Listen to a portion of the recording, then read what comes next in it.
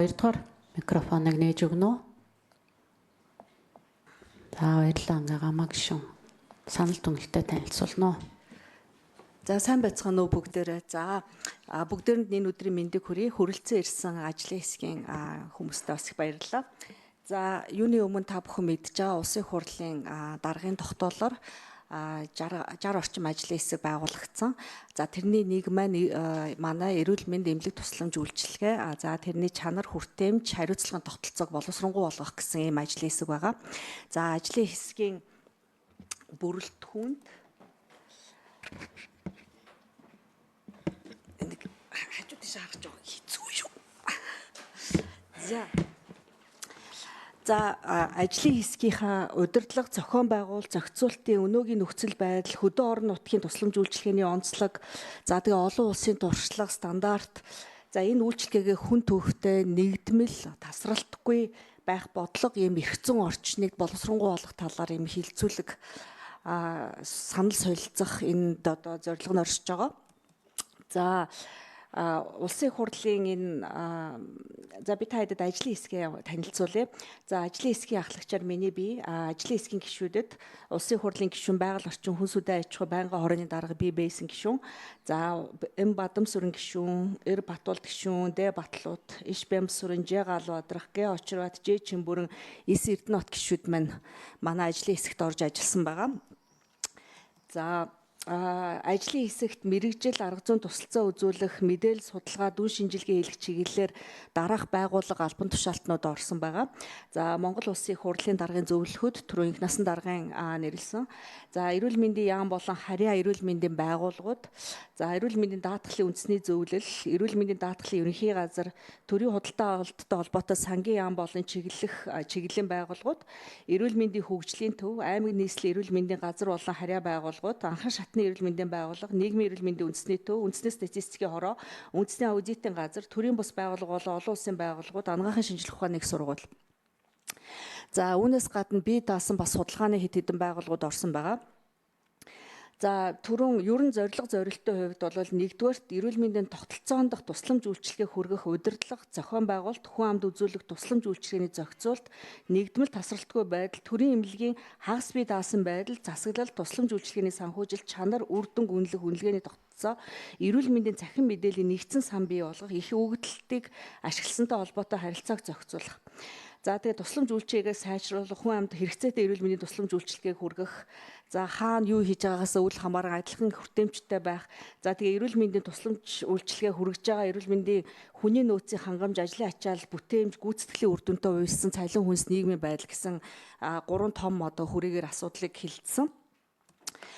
За энэ ажлын хүрээнд нэлээд олон ажлууд хийж гүйцэтгснээс за заримаас нь дурдвал жишээлбэл бид нар энэ төрийн болон төрийн бус байгууллагын судалгааны эрүүл мэндийн бодлогын чиглэлээр үйл ажиллагаа явуулдаг дотоодын болон олон улсын байгууллагуудтай хамтарч ажилласан. Анхан лавлгаа хувийн хвшлийн байгууллагуудаар очиж биеэрээ ажиллах, мэрэгчлэнүүдтэй уулзах, за тэдгээрээс хүмүүс мөн хүрэлцэн ирэх хот хөдөөгийн эмнэлгүүдээр явах, за иргэдээс санал хүсэлт, surveillance асуумж одоо 1000 гаруй хүмүүсээс авсан. За дээрэс нь эрүүл мэндийн тусламж үйлчилгээ үзүүлж байгаа байгууллагын ажиллагаатай танилцахаасаа гадна яг иргэдээс өөрсдийнх нь саналт хүсэлт одоо сэтгэл ханамжийн байдал, эмнэлгээс гарсны дараах нөхцөл байдал зэрэгүүдийг судалсан. За эрүүл мэндийн тогтолцоо бодлогын чиглэлийн үндэсний олон зөвлөхүүдтэй хамтарч ажилласан.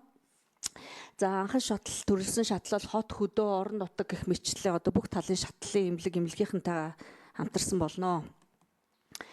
За ашигласан материалуудаа бид нар ер нь энэ улсын хурлын даргын 3 ажлын хэсэг байгаа, та бүхэн бас мэдж байгаа.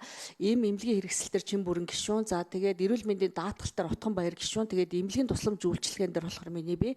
За тэгэхээр зэрэг одоо эрүүл мэнд харьцангуй бүх хүнтэй холбоотой байдаг учраас хүрээгээ татахтаа бид нар их анхаарсан. За хүрээ татах ажлынхаа явцад бидний хэрэгэлсэн олон улсын одоо референсүүд одоо Health System Performance Assessment буюу одоо энэ эрүүл мэндийн одоо хамгийн том платформуудын нэг болох энэ олон улсын хамтын ажиллагааны UHC partnership гэж 2022 онд хийгдсэн. Энэ болон дэлхийн эрүүл мэндийн байгууллагуудын хамтарч байгуулсан энэ framework буюу энэ хүрээг илүү их хэрэгэлсэн. За түүнээс гадна одоо өнгөрсөн засгийн газраас хийгдсэн эрүүл мэндийн салбар дахь процессын дахин инженерчлэлийн судалгаа шинжилгээний ажил энэний тайлан эдгээр дээр хийсэн одоо судалгаа шинжилгээний ажлуудыг бас нэлээд одоо референс болгож ашигласан байгаа. За энэ дээр энэ яг нэг төрөний хүрээ тогтоохдоо бид нар одоо ийм харьцангуй ийм загварыг энэ загвар дээр ажилласан. За та бид ерөнхийдөө мэдчихэж хамгийн сүүлч буюу энэ эцсийн зорилгууд гэдгээсээ харчаа. Ер нь бол ийм эрүүл мэндийн одоо эцсийн загвар буюу эцсийн зорилго нь юу гэдэг юм бэ гэхээр эрүүл мэнд сайжирсан л ах хэвээр. Гол асуудал нь тий. За эрүүл мэнд сайжирсан байхдаа иргэдийн санхүүгийн дарамтгүй байх хэвээр гэсэн ойлголт байдаг. За тэгээд эрүүл мэндийг хүн төвтэй буюу иргэдийг төвтэй эсвэл одоо яг эмнэлгийн хувьд бол өвчтөн төвтэй гэсэн одоо энэ ойлголтууд заавал орсон байх хэвээр. За тэгээд энэ хоёр босоодор байгаа энэ үр ашигтай байдал тэгээд тэгш байдал гэдгийг та бүхэн мэдж байгаа тий. Хүн одоо нийгмийн эдийн засагт ямар байр эзэлж байгаа, хаана амьдарч байгаа, юу хийж байгаасаа үл хамааран яг адилхан тэгш одоо эрүүл мэнд тусламж үйлчилгээ авах хэвээр. Хоёрдугаарт энэ үр ашигтай байдал гэдэг нь одоо байгаа юу гэдэг мөнгө төгрөг санхүүдээ хамгийн одоо үр ашигтай байдлаар одоо санхүүгийн тусламж үйлчилгээ авах. Тэр нь одоо хамгийн хямд ийм аваад, хямд үйлчилгээ аваад, хямд лаборатори аваад гэсэн үг биш. Харин ч одоо юу гэдэг байгаа мөнгөний одоо хамгийн боломжтой, хамгийн оптимальны одоо тэр эрүүл мэндийн тусламж үйлчилгээг авах гэсэн үг. За энэ эцсийн зорилготой хүрэхийн тулд энэ завсрын зорилтууд гэж орж ирж байгаа. Та хэд харж байгаа энэ завсрын зорилтууд нь тэрүүний эцсийн зорилготойгоо яг адилхан үр ашигтай байдал, тэгш байдалд нь бол яг адилхан орж ирдэг. Гэхдээ нөгөө бидний яг одоо 98 дугаар ажлын хэсэгт байдаг нөгөө чанар, нөгөө хүртээмж, нөгөө аюулгүй байдал, нөгөө үр дүнтэй байдал гэдэг нь бол бүгдээрээ эрүүл мэндийн тогтолцооныхоо хувьд бол завсрын зорилт гэдэгтээ ордог. Энэ завсрын зорилтуудаа бид нэр тодорхойлохын тулд эднийгээ хэмжиж чаддаг байх хэрэгтэй. Энэ засаглалын одоо чиг үүргүүдийн хувьд ч гэсэн тийм. За энэ дотор нь юу ордог вэ гэхээр жишээлбэл одоо энэ чанарын үнэлгээний механизмууд байх хэрэгтэй. Тусламж үйлчилгээний нэгдмэл тасралтгүй байдал гэдэг ойлголт байх хэрэгтэй. За тэгээд энэ шийдвэр гарах эрх мэдэл нь тодорхой хэмжээнд зайлшгүй байх хэрэгтэй гэсэн энэ ойлголтууд нь заавал орж ирнэ. За тэгээд энэ чиг үүргүүдийн хувьд бол ингэж зангидсан байдаг. Ер нь дэлхийн эрүүл мэндийн одоо 6 блокч тогтолцооны блокууд гэж нэрлэдэг. Энэ дээр жишээлбэл ямар юмнууд орж ирж байна гэхээр нэгдүгürt нөөц бүрдүүлэлтээ энд яг ингэж нягтруулаад нэгтгэд бичсэн. Юу хэлээд байгаа гэхээр хүний нөөц, ийм эмнэлгийн хэрэгслийн нөөц тий. За одоо тэгээд ер нь одоо байшин барилга, тоног төхөөрөмж одоо эдгээрүүдийн нөөцүүдийг.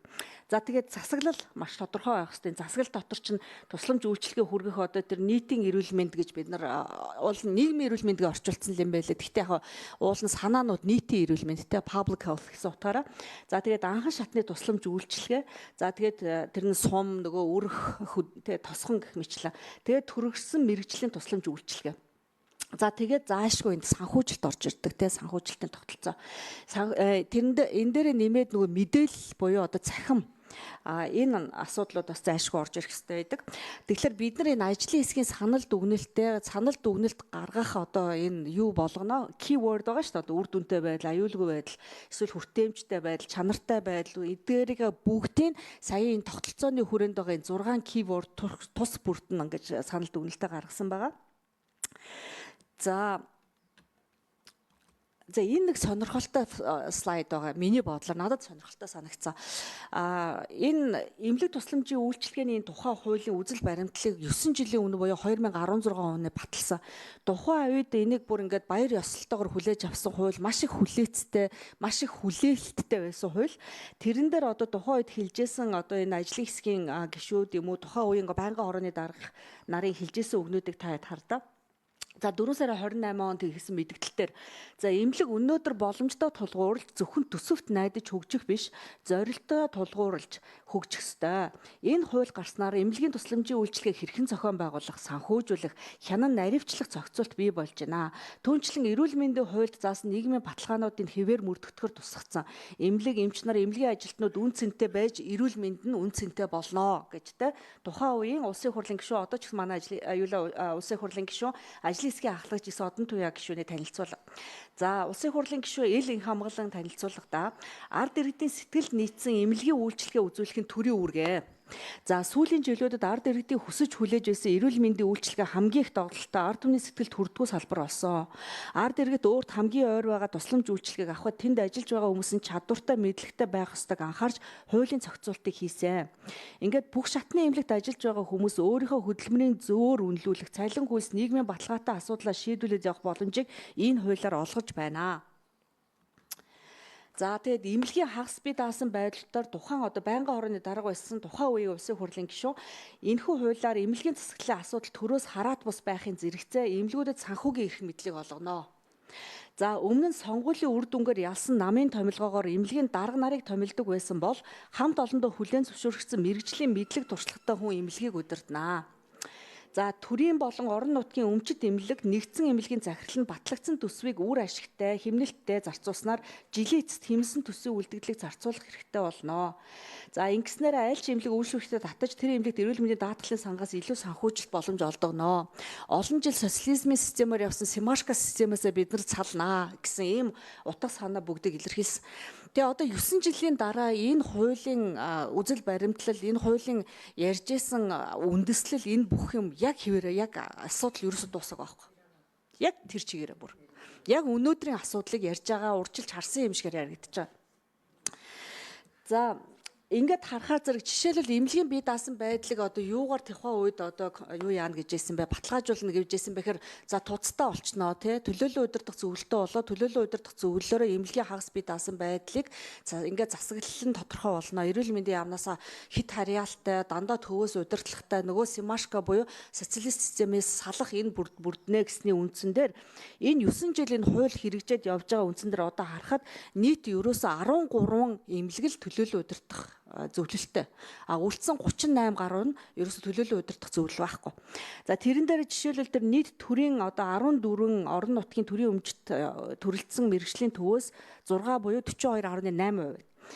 Нийт 30 орон нутгийн өмчт нэгдсэн эмнэлгээс 7 буюу 23% нь төлөөлөл удирдах зөвлөлттэй. Тэгвэл төлөөлөл удирдах зөвлөлттэй болцсон нь одоо нөгөө бүх асуудлаа шийдсэн гэсэн үг ш. Төлөөлөл удирдах зөвлөл нь ил тод биш, нээлттэй биш, хин байгаа, яаж байрлуулж байгаа тэрнийг одоо нөгөө шалгаруулахын систем нь тодорхой биш. Тэгээ үйл ажиллагаагаа хэрхэн явуулж байгаа тэрний одоо юуг хянах энэ систем энэ төр бүгдээрээ бүдэг.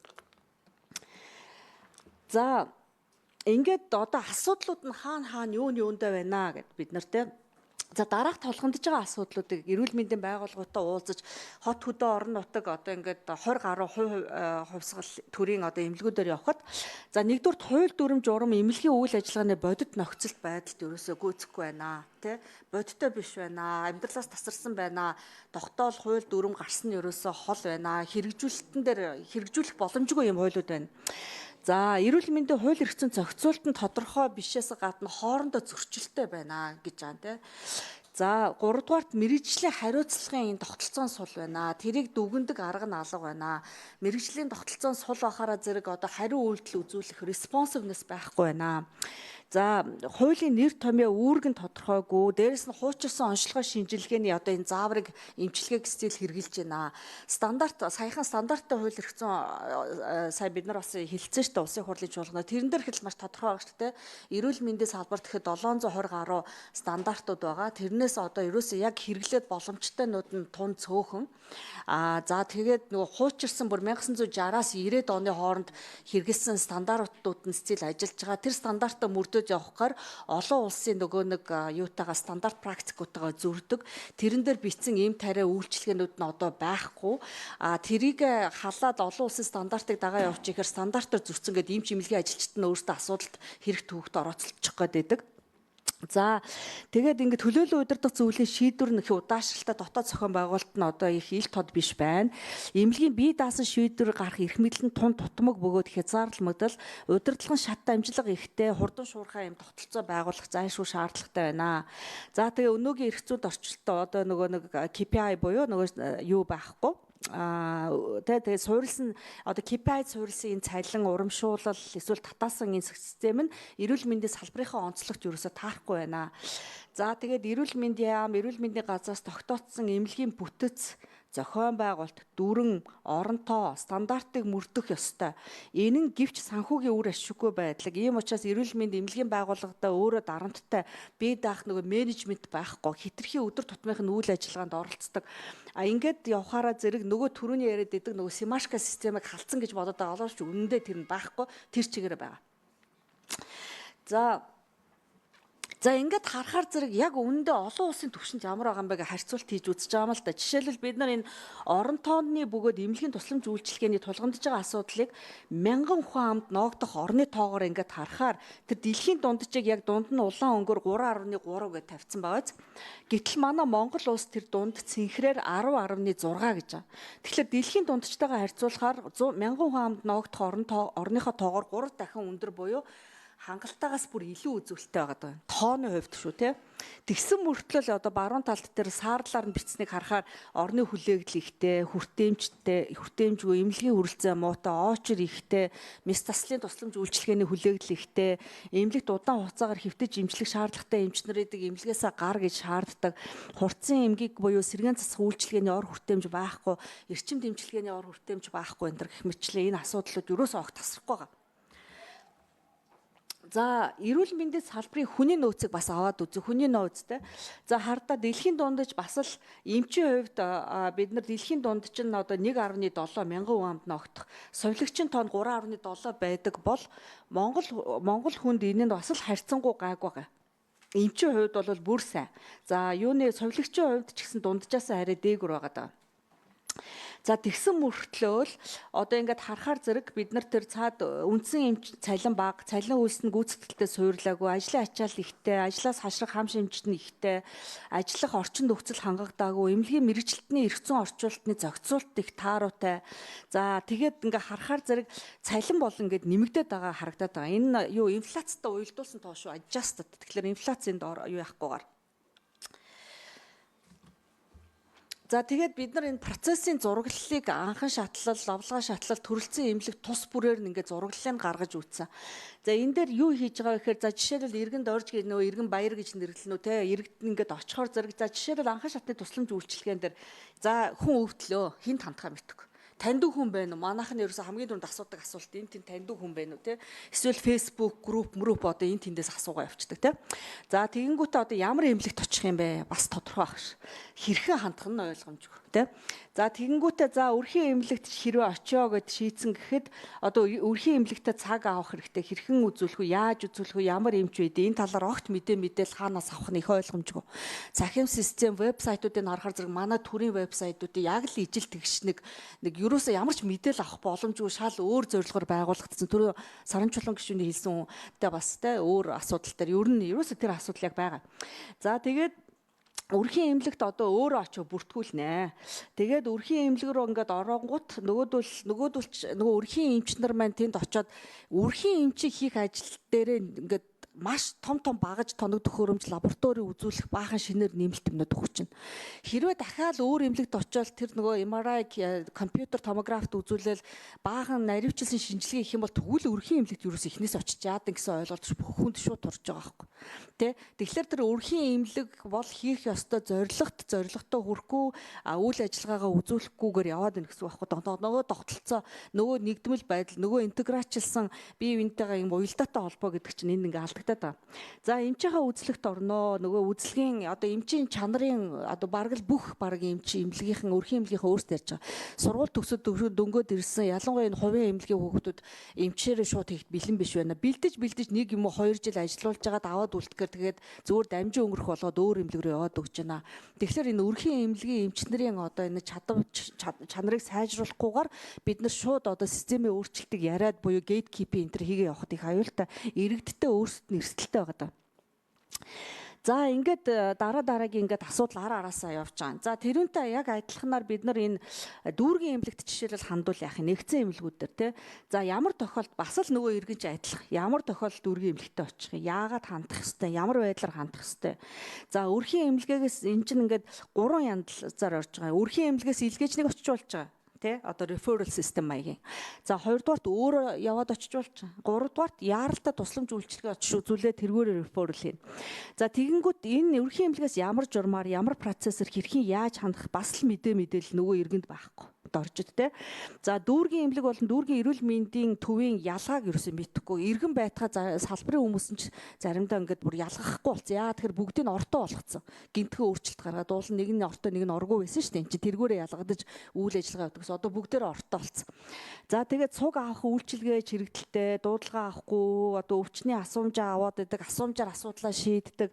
За тэгээд яаралтай ийм өрссөн тохиолдолд түргэн тусламжийн харьяа дүүргийн одоо нэгдсэн эмнэлэгт ингээ хүрэгдэг мэтлээ иймэрхүү асуудлууд ингээл бас л ерөөсөө нөгөө сэтгэл ханамжийн байдал бол энэ дэр иргэдэд хүн төвтэй, иргэд төвтэй, өвчтөн төвтэй байх энэ боломж тунтаа 10.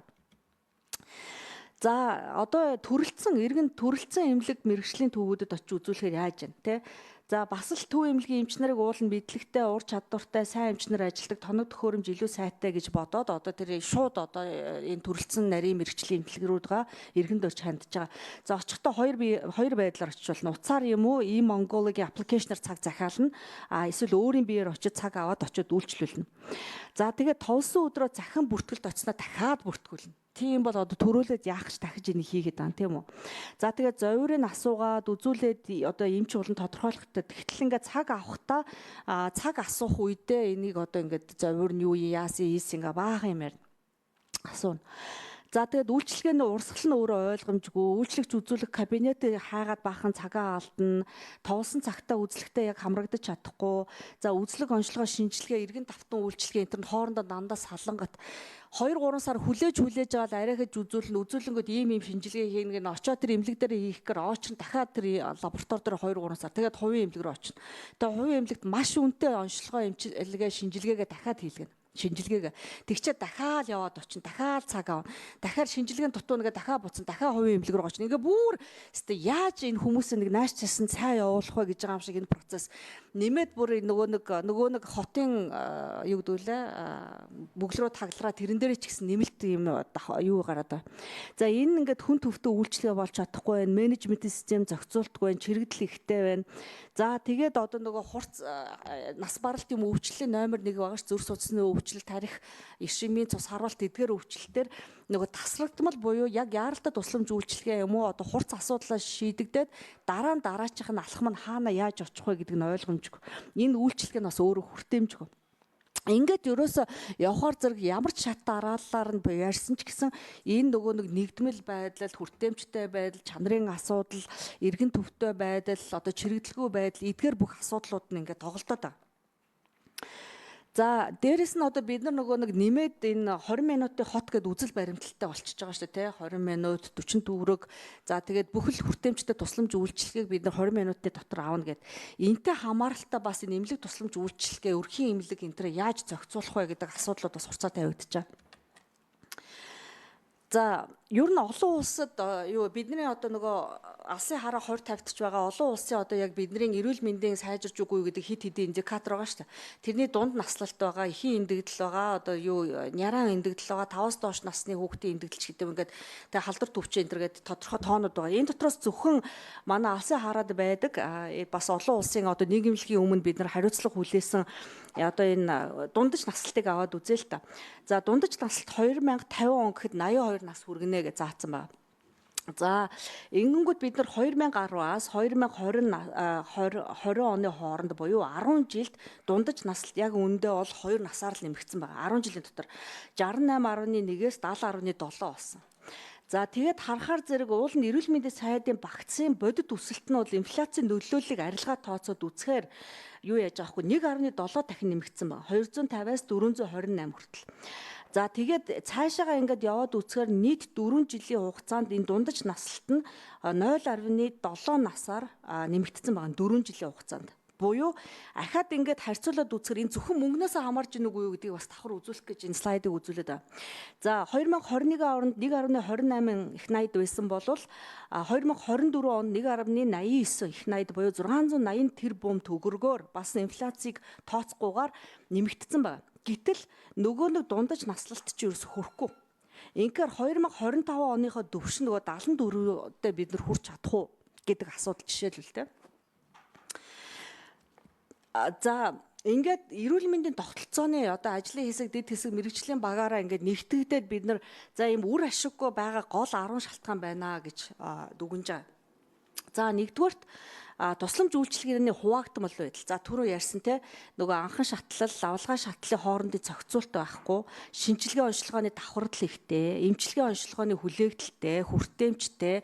Тэгэхээр нөгөө мөнгө төгрөгийн давхагдал одоо олон газар адилхан шинжилгээ аваад тэр шинжилгээнүүдийг хүлээн зөвшөөрөхгүй болохоор нөгөө эмнэлэг дээр очиж дахиж үзүүлээд ингээд нөгөө давхардал санхүүжилт, эрүүл мэндийн даатгалын сан дээр давхар одоо юу энэ төр гэдэг эдгээр чинь ингээд бүгд яваад байгаа. Тэрнээсээ гадна хувь хүн өвчтөн иргэн бас хохирж байгаа. Анхан шатнаасаа яаж дунд шат руугаа очих, яаж төрөлжүүлэх энэ одоо эсвэл хурцаасаа дараа яаж нөгөө нэг архаг руугаа шилжих тэрэнд нь эмнэлэг тусламж нь яаж ингэж одоо юу гэдэг нэг иргэн өвдөөл идэртлээ эсвэл өвдөөл хурцаасаа архаг руугаа шилжтлээ эсвэл нэг тодорхой стейбл түвшинд очтлоо ямар шат дараалал яаж дуусаад тэр иргэн эцсийн зорилготой хүрж байгаа нь ерөөсөө огт байхгүй салангат гэсэн үг. За хоёрдугаарт шаардлагагүй тусламж үйлчилгээнийг одоо хитэх үзүүлэх байдал те. За түрүүн бас нөгөө юу яагаад жишээн дээр үзүүлээ явцсан учраас би наривч дэлгэрэнгүй ярихгүй цагаа хэмнэ. За гуравдугаарт энэ урьдчилан сэргийлэх байдал буюу арга хэмжээний дутмаг байдал. Одоо энэ нөгөө нийгмийн эрүүл мэнд би нөгөө хамгийн анх баг ярьж ирсэн одоо нийгмийн эрүүл мэнд тусламж үйлчилгээ гэдэг эрүүл мэндийн тогтолцооных нь хүрээнд нь салангад авч үзээ салангад туйл хийгээд салангадаар авч явж юу байдгүй маа хамтарч явж ээж эн чинь эрүүл мэндийн тогтолцоо буюу health care гэдэг ойлголт чинь бүтнээрээ байх ёстой маа гэдэг те. Тэр шиг одоо хүнээ бодсон гэдэгт чинь одоо яг энэ орж ирээд байхгүй. Нийгмийн эрүүл мэндийн асуудлыг хаяад орхигдуулаад зөвхөн одоо эмнэлэг тусламжийг ч юм уу яриад явчихаар зэрэг энэ одоо ач холбогдлын хүрээнд сайжруулах юм байгаа ч гэсэн 50% юм асуудал шийдэн тэрнээс дээдэх асуудлыг бид нар оролцох боломжгүй болчиход байна. За тэгээд тусламж үйлчилгээний үйлдэл бүрээр одоо санхүүжүүлэх тийм төлбөрийн арга те тооны хойноос хэцэх хөөцөлдөж байгаа чанарын хойноос биш outcome биш тийм үү үр дүнгээс биш үр ашигаас биш. За тэгээд ингээд шаардлагагүй эмчилгээ онцлогоо хийхийг ингээд хөшүүрдэг юм буруу хөшүүргийн систем бий болчиход байна. Тэгэхээр ч одоо мэдээж эмнэлэг эрүүл мэндийн байгууллагууд чинь аль болохоор ороод илгээж тусламж үйлчилгээгээ нэмэгдүүлж ижил эн чинь хариулахаар мөнгө нэгж авахыг бодно. Тэгэхээр нөгөө эрүүл мэндийн даатгалын систем дээр маш их нөгөө юу орж ирж байгаа байхгүй санхүүгийн дарамт. Тэгэд мөнгө чинь бол тэртээ тэргүүл юу байхгүй not limitless те. Ерөөсөд чинь хязгаартай юм чи. Хязгааргүй эмнэлэг тусламж үйлчилгээг бол бид нар багтааж чадахгүй хүн байнга л өвдөн хавдан үйлчилгээ авна. За төрөнч гэдэг юм уу жишээл заавал өвдөх албагүй физиологийн процесс бас энд явж байгаа тийм үү.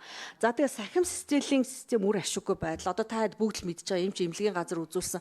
Нөгөө эмч нар чинь мөнгө төгрөгөө олохын тулд чинь бүх мэдээлэлээ сахимдаа оруулах хэрэгтэй. Систем нь удаа интернет нь гацах магадaltaй.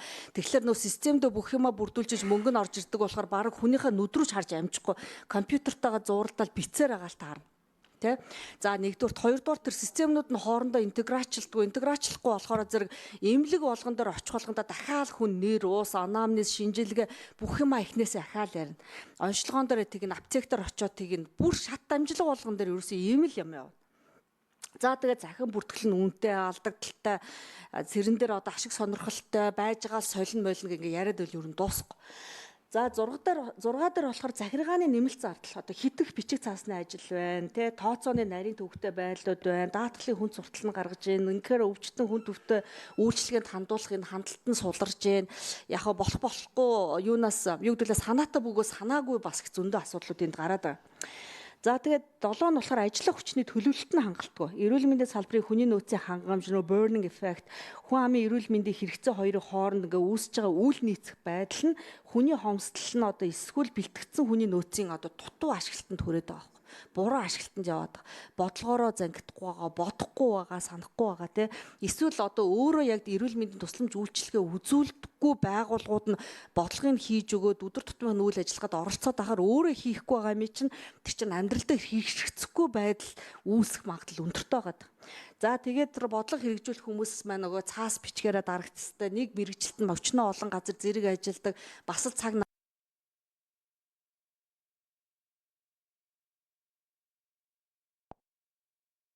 зэрэг ажилдаг бас л цаг нараад ийлэхгүй ер нь тэгэл бид нар энэ байнга хороо төсөв хилцэх үед бас байнга нааш навчиж уяад идэг ч гэсэн энэ ч орж байгаа шүү дээ. За тэгээд авилга ба лувер те. За хувь хүртэх үзэгдэл, хуурамч өвчний түүх одоо нэг хэсэг чинь баахан асуудлууд үүсчихсэн. Хуурамч нэхэмжил үүсэх, нэхэмжлийнхаа одоо өвчнийхөө кодыг солих, одоо арай гайгүй өвчнийг арай хүнд өвчин болгож нэмэх, шинж тэмдэг инээ нэмэх, тэгснээр эмнэлгийн санхүүжилтээ энэгээрээ одоо юу гэдэг нөхөх ч гэдэм юм иймэрхүү асуудлууд. За тэгээд эмнийх хангах тэгээд эн чинь айгүй том конфликттэй салбар юм чинь. Одоо conflict of interest үүснэ, ашиг сонирхлын зөрчлөөсөө гадна одоо юу гэдэг бүр ингээд том юунууд их орж ирнэ. Нөлөөллүүд гэх юм уу. За гүйцэтгэлийн үнэлгээ, хэмжилтэн хандлагатай, нөгөө чанар, нөгөө үр дүн, нөгөө хүртээмж эднийг яг одоо ингээд суураар нь ингээд үнэлдэг тогтолцоо нь байхгүй. Тэр байтугай хуулиндаа бид нар чанар гэж юу юм, хүртээмж гэж юу юм, юугаараа үнэлэх, энэний тогтоомжлол нь юу юм гэдгийг огт оруулаагүй хаягдсан юм бэл. За тэгээд ингээд 10-т болохоор тусламж үйлчлэлийн хүртээмжийн тэгш байдал энийг бид нар ерөөсөө ярихгүй байгаа юм. Цаг баг өнөө. Sorry. За. Окей. Та нар сонирхолтой биш үү? За. За, окей ингээ. Чи хин манай ажлын гишүүд, Эрдэнэт гишүүн, Бэйсэн гишүүн энэ бол мэдж байгаа энэ. Тэгэхээр зэрэг яг уу санал дүгнэлт бол бүгдээрэнд нь тараагдсан байгаа та хэдэд байгаа. Үндсэндээ саяын яриад хэрэг товчлох шаардлагатай гэж үзэж байгаа бол энэ сарын ярьж байгаа бүх асуудлуудыг нэгтгээд, зэгцлээд тухай бүрд нь хууль болгон дээр нь терминологиг нь өөрчлөөд яг чанар дээр, яг одоо хүртээмж дээр, яг хариуцлагын байдал дээр, яг эмнэлгийн бие даасан байдал дээр одоо санал дүгнэлтүүдээ ажлын хэсэг боловсруулж үүсгэсэн байгаа. Дээрээс нь нэмээд одоо бид нар чинь нөгөө Монгол хүн чинь өөрийн гэсэн онцлогтой асламгдал байдаг, хөдөө орон нутагт ажиллаж амьдардаг хүмүүстэй одоо нөгөө уул уурхай энэ төр эсвэл нөгөө газар тариаланд ажиллаж байгаа хүмүүс байдаг учраас тэдгээрийн бас эмнэлгийн тусламж үйлчлэгийг чанартайгаар, хүртээмжтэйгээр, үр ашигтайгаар хүргэх үү гэдгийг яг Монголын одоо модель загвар байдлаар nomadic population-д ямар байх ёстой гэдгийг оруулсан эдгээр саналууд дүгнэлтүүдийг гаргасан. Мөн судалгаан дээр бид нар судалгаа зайлшгүй шаардлагатай байгаа. Хүн амын хэрэгцээг тодорхойлох шаардлагатай байгаа. Энэ нь бол заавал ингээд төсөвдөр амар мөнгө тавихгүйгээр орон нутаг болгон хийх боломжтой байх. Орон нутаг болгон өөрийн онцлогтой хангаа, говь бүстэй эдгээр нь тэрэн дээр хүн амын онцлог нь ямар юм залуучууд, хөгсчүүд, нас баралтын төвшин, ууж идж байгаа байдал, тухайн улс орны онцлогтой тааруулаад эрүүл мэндийн нөөц нь ямаргаа, чадах нь ямаргаа, сургалт нь ямар байгаа. За тэгээд ийм тусламж үйлчлэгээ хүрэх нийлүүлэлтийн сүлжээ нь юу юм? Эмнүүд нь яаж хүрж байгаа? За тэр эм хангангаа хадгалах, нийлүүлэх тэр зойр юунууд нь юу юм? Гүйцэтгэлийн үнэлгээний суур төвшин нь одоо яг ямар байгаа? Тэр суур төвшин ямар байгаагаа тодорхойлчод ямар интервенц буюу бодлогын үйл ажиллагаа хийх юм? Тэрийг дараа нь яаж мониторинг хийх юм? Тэрийг мониторинг хийсний үндсэн дээр бодлоготойгоор яаж энэ өөрчлөлтүүдөө хийж байнгын давталттай явах юм? Тэгснээр олон нийтэнд ийм байрдуулах юм платформ сүлжээтэй болоод тэр нийтэд буюу нийгэм тухайн орон нутагт юм Улаанбаатар хотод амьдарч байгаа хүмүүстэй ил тод байж өөртөө оролцох нийгмийн өвчтний иргэдийн хүний оролцоо заашгүй оруулсан ийм санал дүгнэлт дээр оруулж байгаа.